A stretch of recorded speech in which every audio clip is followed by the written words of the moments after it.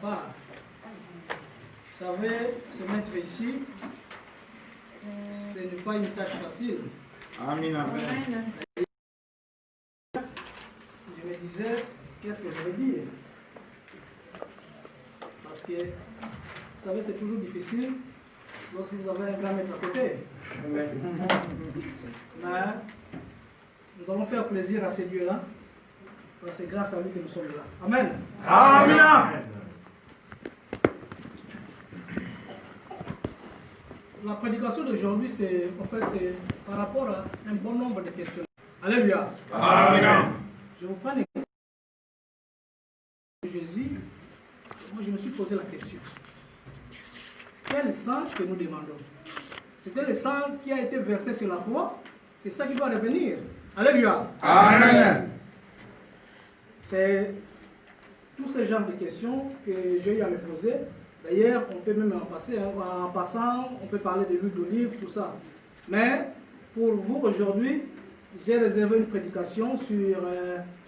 nous allons lire Genèse 2, verset 7. Ça fait aussi partie des sujets ou bien des questions que je me pose toujours. Alléluia. Amen. Papa Rigo, si vous voulez. Genèse 2, verset 7. Verset 7. L'Éternel Dieu forma l'homme de la poussière de la terre. L'Éternel Dieu forma l'homme de la poussière de la terre. Oui. L'Éternel Dieu forma l'homme de la poussière de la terre. Oui. Il souffla dans ses narines un souffle de vie. Et l'homme devint un être vivant. Alléluia. Amen. Alors, notre sujet du jour, c'est le souffle de vie. Alléluia. Amen. Alléluia. Amen. Mon frère, ma soeur, vous qui êtes là aujourd'hui, vous êtes privilégiés. Alléluia. Amen. Parce que vous avez un souffle. Est-ce que tu as pris le temps de prier? Est-ce que tu as remercié ce Dieu-là qui t'a donné le souffle? Vous savez, pendant le corona ici, beaucoup sont partis. Alléluia. Amen. Mais toi, il t'a encore gardé en vie. Alléluia. Amen. Si tu es là aujourd'hui parce que tu es précieux. Alléluia. Amen. Dites Amen. Amen. Si tu es là parce que tu es précieux aux yeux de Dieu. Et c'est pour cela qu'il t'a donné son souffle. Amen. Alléluia. Amen. D'ailleurs, s'il retire ce souffle-là, tu es un homme mort. Amen. Tu es en vie parce que tu as le souffle. Et ce n'est pas n'importe qui le donne. Alléluia. Amen. Il y a des gens qui étaient avec nous hier, aujourd'hui sont morts. Oui. Parce qu'ils n'ont pas le souffle. Toi, tu es précieux parce que tu as le souffle de Dieu. Alléluia. Amen. Le souffle, c'est très important pour nous. D'ailleurs, à Lingala, nous le disons, Pemanabo Moé. Alléluia. Amen. Donc, le souffle de vie. Donc, si tu veux être en vie, il faut avoir le souffle. N'est-ce pas? Amen. Donc, nous qui sommes là aujourd'hui, si nous sommes en vie, parce que nous avons le souffle. Et c'est ce que Dieu nous donne. Il nous le donne gratuitement, sans contrepartie. Alléluia. Amen. Donc, chaque fois, tu as le temps, chez toi à la maison, le matin, prie Dieu. Remercie-le pour tout ce qu'il fait pour toi, pour le souffle qu'il te donne. Alléluia. Amen.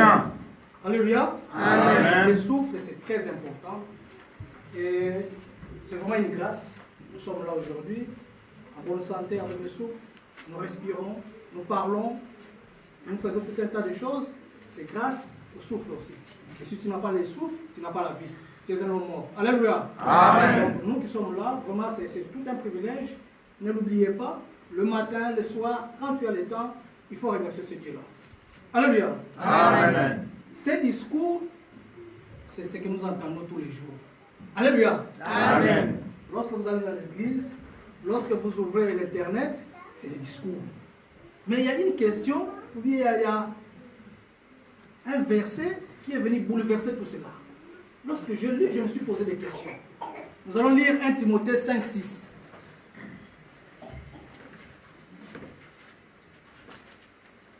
Timothée 5, 6.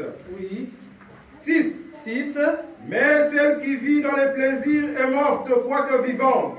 Celle qui vit dans le plaisir est morte, quoique vivante. Alléluia. Amen. Mais moi je pensais, c'est le souffle qui donne la vie.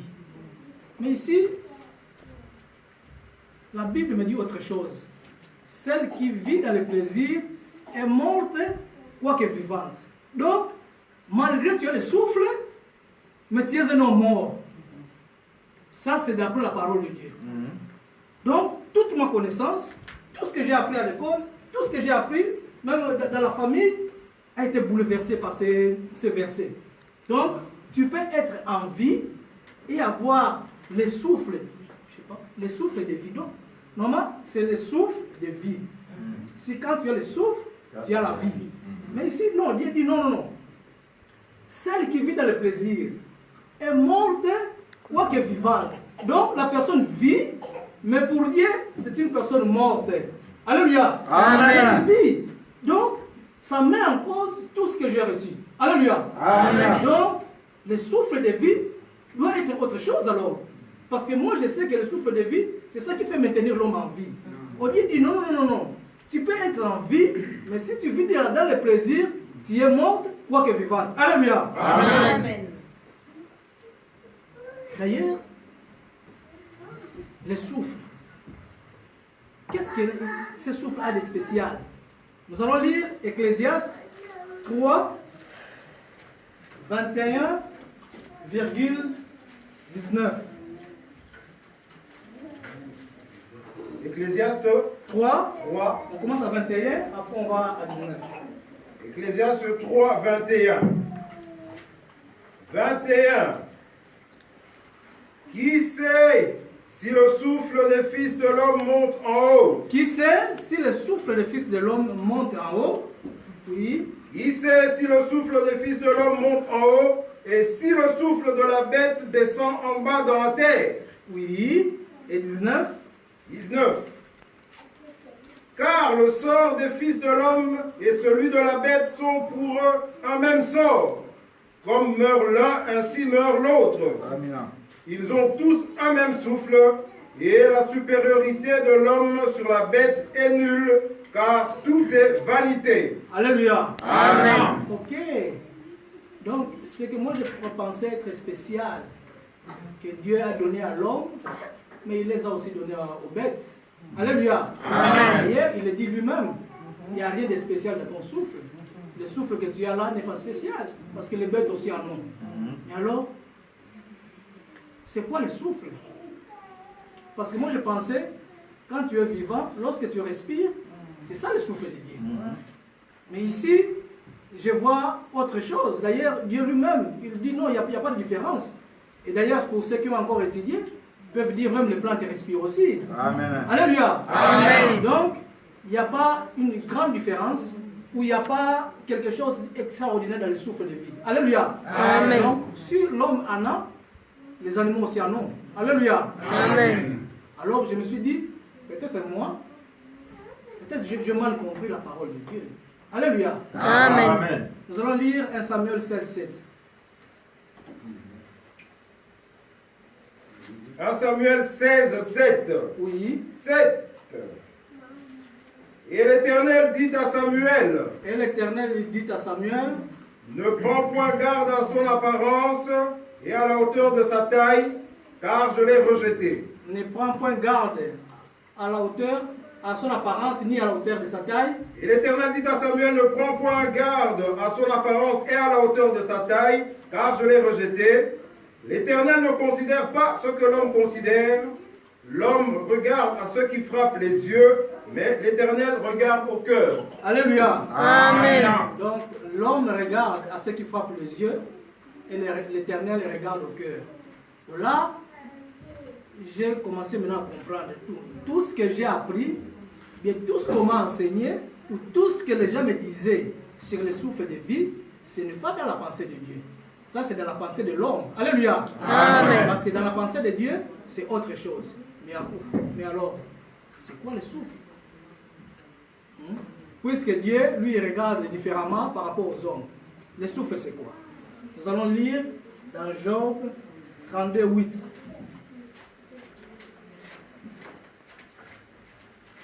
Job 32.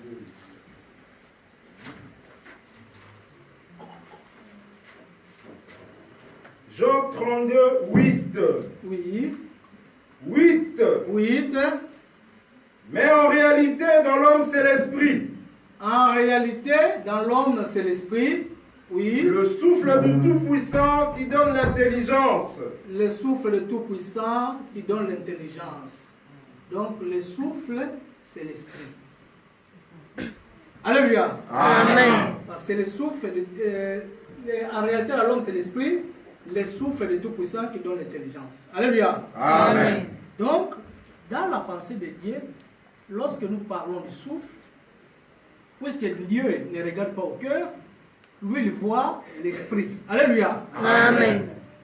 Oh, nous savons l'esprit, c'est quelque chose d'immatériel. Alléluia. Amen. Quelque chose qu'on ne peut pas toucher. Alléluia. Amen. Donc l'esprit, nous savons que l'esprit de Dieu, c'est l'intelligence et la sagesse de Dieu. Alléluia. Amen. D'ailleurs, nous allons lire Jean 6, 63. Jean 6, 63. Oui. C'est l'esprit qui vivifie. C'est l'esprit qui donne la vie. C'est l'esprit qui vivifie. Oui. La chair ne sert de rien. La chair ne sert de rien, puisque l'homme regarde seulement à ce qu'il frappe les yeux. Oui. Les paroles que je vous ai dites sont esprit et vie. Alléluia. Amen. Donc les paroles de Dieu, s'il faut les comprendre, il faut aller dans la pensée de Dieu parce que ces paroles-là sont à la fois esprit et vie. Alléluia. Amen. Et nous allons encore réconforter cette idée avec Proverbe 2.6.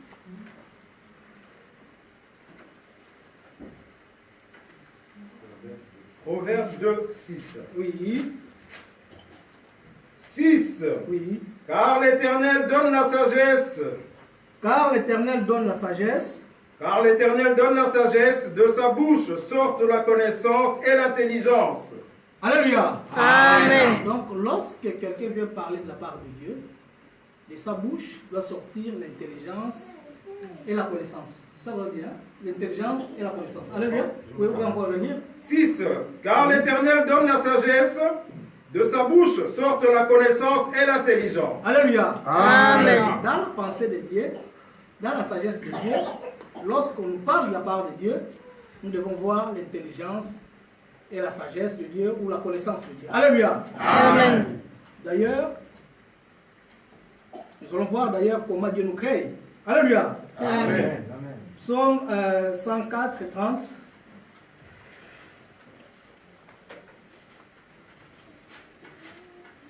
Psaume 130. 104 et 30. 104. Oui. Verset 30. Psaume 104, verset 30. Psaume 104, verset 30. Verset 30. Oui. Tu envoles ton souffle. Tu envoies ton souffle Ils sont créés. et ils sont créés. Alléluia. Amen. C'est le souffle de Dieu qui nous crée. Nous sommes créés à travers le souffle de Dieu. Donc, lorsque nous parlons de la part de Dieu, nous devons ressortir le souffle de Dieu qui est tout à fait différent par rapport à tout ce que nous connaissons, à tout ce qui est connaissance de l'homme. Alléluia. Amen. Donc, un homme de Dieu doit parler de la part de Dieu. Il doit sortir seulement le souffle de Dieu et ni sa connaissance. Alléluia. Amen. D'ailleurs, j'ai été surpris une fois. D'ailleurs, je veux clôturer. Donc, comme je vous ai dit que nous ne serons pas longs aujourd'hui, vous pouvez être contents parce que nous avons presque fini. Je pense que vous avez retenu ce qui est essentiel pour vous. Alléluia. Amen. Mais j'ai été surpris ici une fois. C'était lors de l'anniversaire de Papa Moro. Et j'avais vu le patriarche. Et je me suis dit, mais comment il peut oublier ça? Alléluia. Amen. Alléluia. Amen. Parce que Papa Moro à l'époque, il fêtait ses 50 ans. Alléluia. Amen. Je me suis dit, mais comment il peut oublier ça? Mais c'est un homme de Dieu. J'ai dit, ah, voilà, tout homme est faillible. Alléluia. Amen. Nous allons lire Nombre 8, 23 à 26. Papa, doucement, comme ça, les amis vont comprendre. Alléluia. Amen.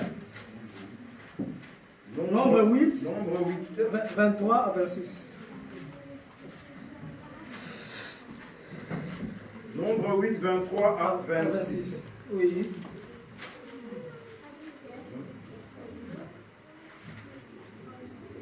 « 23. Oui. L'Éternel parla à Moïse et dit, L'Éternel parla à Moïse et dit. Oui. L'Éternel parla à Moïse et dit. Oui. Voici ce qui concerne les Lévites. Voici ce qui concerne les Lévites, les travaux au temple. Alléluia. Amen. Oui. Voici ce qui concerne les Lévites. Oui. Depuis l'âge de 25 ans et au-dessus.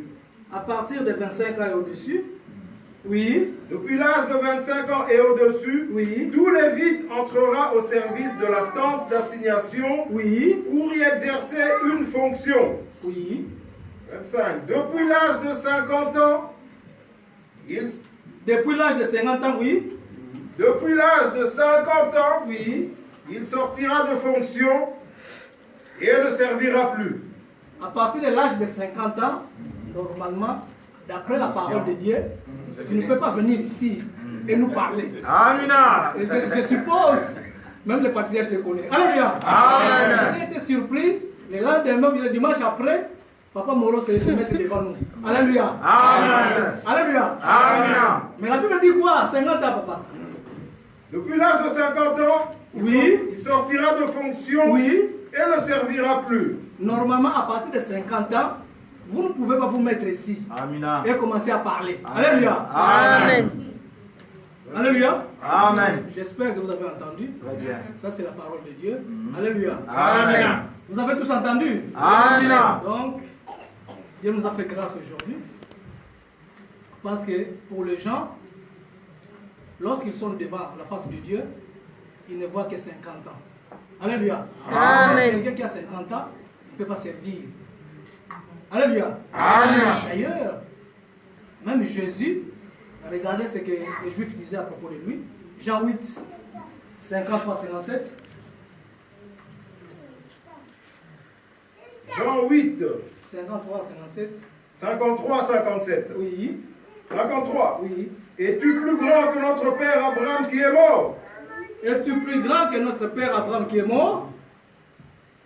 Les prophètes aussi sont morts. Oui. Qui prétends-tu être? Qui prétends-tu être? Jésus répondit. Jésus répondit. Si je me glorifie moi-même, oui. Ma gloire n'est rien.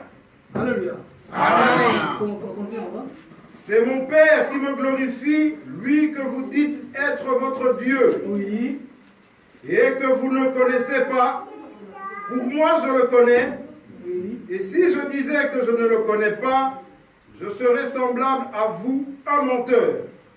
Oui. Mais je le connais et je garde sa parole. Oui. Abraham, votre père, a tressailli de joie de ce qu'il verrait mon jour. Alléluia. Amen. Oui, continuez. Abraham, votre père, oui. Abraham, votre père, a tressailli de joie de ce qu'il verrait mon jour. Oui. Il l'a vu et il s'est réjoui. Oui. 57. Oui, 57, oui. Les Juifs lui dirent. Les Juifs lui dirent. Tu n'as pas encore 50 ans. Tu n'as pas encore 50 ans. Alléluia. Amen. Alléluia. Amen. C'est-à-dire, les Juifs, ils faisaient toujours allusion à 50 ans. Parce que 50 ans, et ils ne savaient pas que dans 50 ans, tu ne peux pas être au service. Alléluia. Amen. Donc, lorsque les gens vous voient, bien lorsque les gens, vous les abordez avec la parole de Dieu, la première des choses qu'ils regardent, si vous avez plus ou moins 50 ans.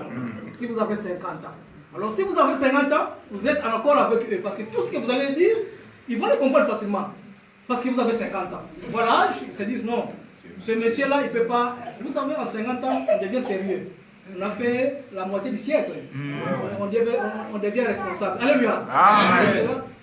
C'est-à-dire, un homme de 50 ans ne peut pas mentir. Lorsqu'il le dit, on pense qu'il le dit avec conviction. C'est pour cela même les Juifs, lorsqu'ils regardaient de Jésus, ils faisaient toujours allusion à 50 ans. Alléluia. Donc, même nous, lorsque nous sommes là, lorsque nous écoutons la parole de Dieu, la première chose dont nous faisons allusion, c'est d'abord de voir est-ce que cette personne a 50 ans. Est-ce que ce qu'il dit, c'est par rapport à tout ce que j'ai appris. Mais il parle de l'huile d'olive, vous matérialisez l'huile d'olive. Alléluia. Amen. Donc, vous voyez dans votre vision, c'est quoi? Il parle de baptême et c'est tout ce que j'ai appris. Donc, nous sommes plus ou moins en accord avec les gens qui nous enseignent tout ce qui est charnel. Alléluia. Amen. Donc tout ce qui est connaissance humaine, les 5 sens de l'homme. Alléluia. Amen. C'est là, même les juifs, la première des choses, ils regardent, mais comment? Tu n'as même pas 50 ans. Tu vois? Tu n'as même pas 50 ans. Donc, tout ce que tu dis là, mais il n'y a pas de 50 dedans. Il n'y a pas la maturité. Je ne trouve pas. Alléluia. Amen. Donc, je pense que nous avons terminé ici. Je ne veux pas abuser de votre temps. Je pense que Dieu nous a comblé de grâce. Et je suis très content de faire cet exercice avec vous. Amen. Je pense que vous étiez rassasiés. Amen. Et voilà. Que Dieu vous bénisse. Alléluia. Amen.